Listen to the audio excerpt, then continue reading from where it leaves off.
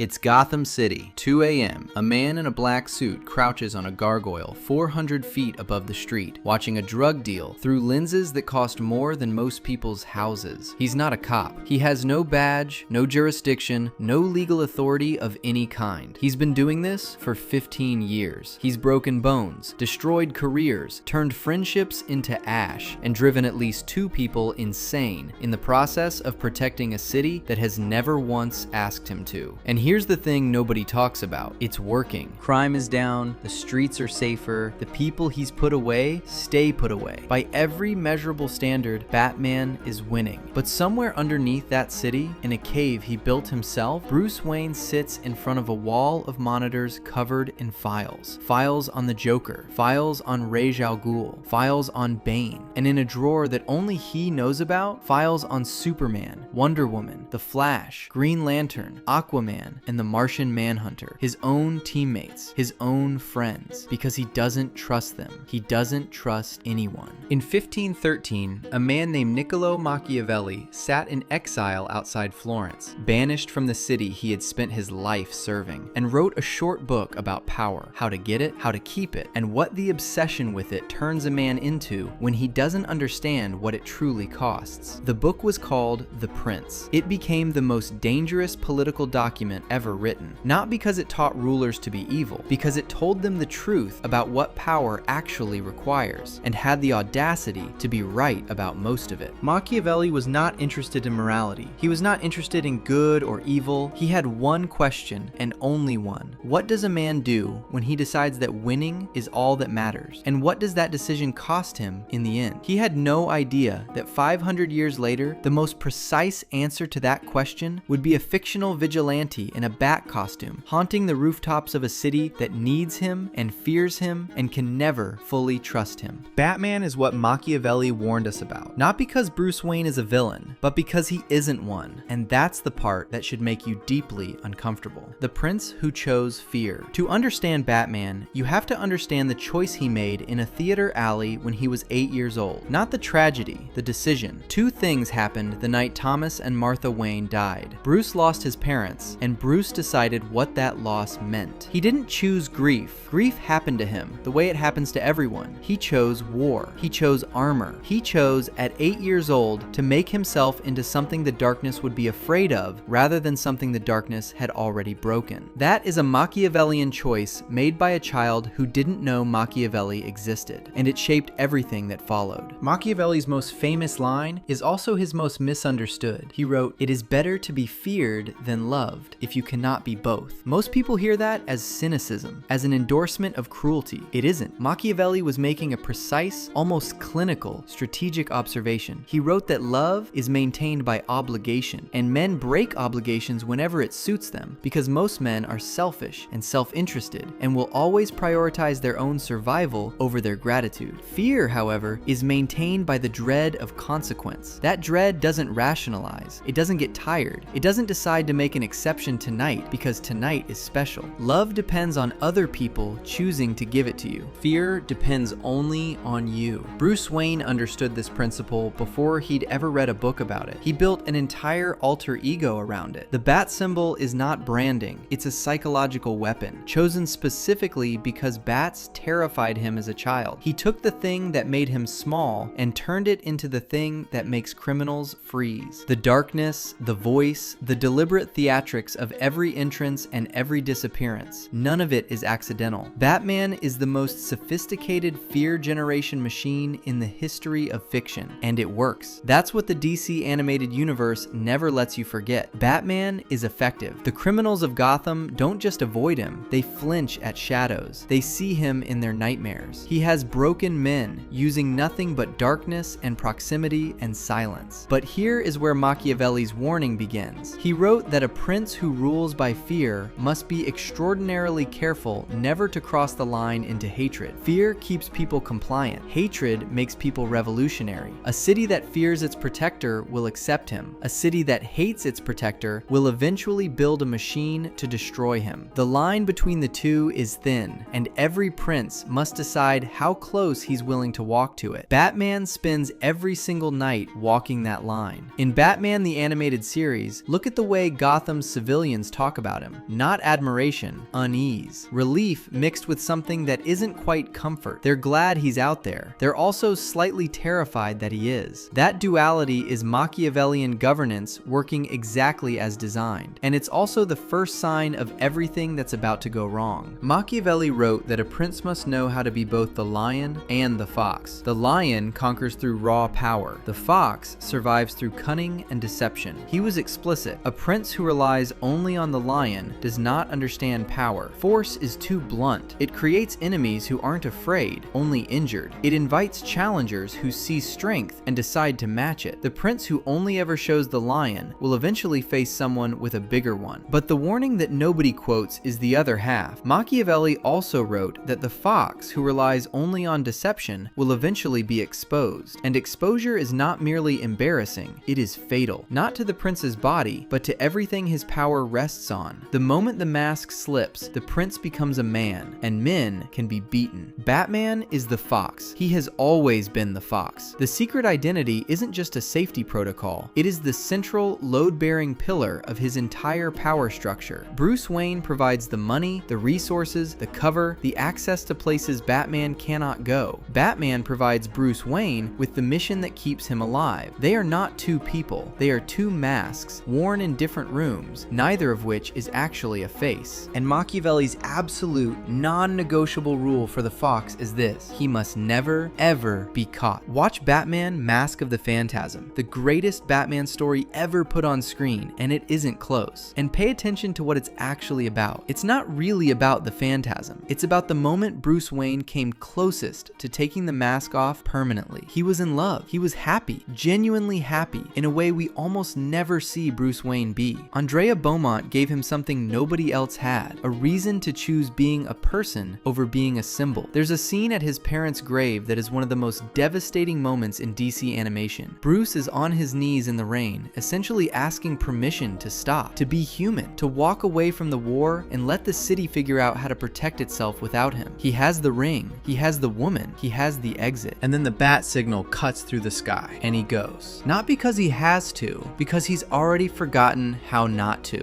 Machiavelli would recognize this immediately. He wrote that deception is a tool, not an identity. You use it strategically to gain an advantage, achieve your specific objective, and then you put it down. A prince who cannot stop wearing the mask, who wears it even when the mask is costing him the thing he most wants, has made the critical error of confusing strategy with self. The strategy is supposed to serve the prince. When the prince starts serving the strategy, the game is over. And Batman has been serving the strategy for so long, he can no longer remember what he wanted before it. That's not cunning. That's an addiction to control dressed up as a philosophy. Machiavelli would see the fox, and then he'd see the cage the fox built for itself, and he'd understand why the cage has no door. Machiavelli dedicated more of The Prince to this warning than almost anything else. Never rely on mercenaries. He wrote that mercenaries are dangerous and useless. They fight hard when the battle is easy and the money is good. The moment the war turns difficult, they desert. They have no loyalty to the land, to the cause, to the prince, only to the paycheck and the odds. He wrote, "The prince who relies on mercenaries will never have a stable or secure kingdom, because mercenaries are ambitious without discipline, disunited, and faithless." Now look at the Justice League. Strip away the mythology, strip away the music and the capes and the sense of epic righteousness. What is the Justice League structurally? It's a coalition of independent contractors, a collection of the most powerful beings in existence who agreed, without a binding legal framework, without a real chain of command, without a formal accountability structure, to work together when things got bad enough that none of them could handle it alone.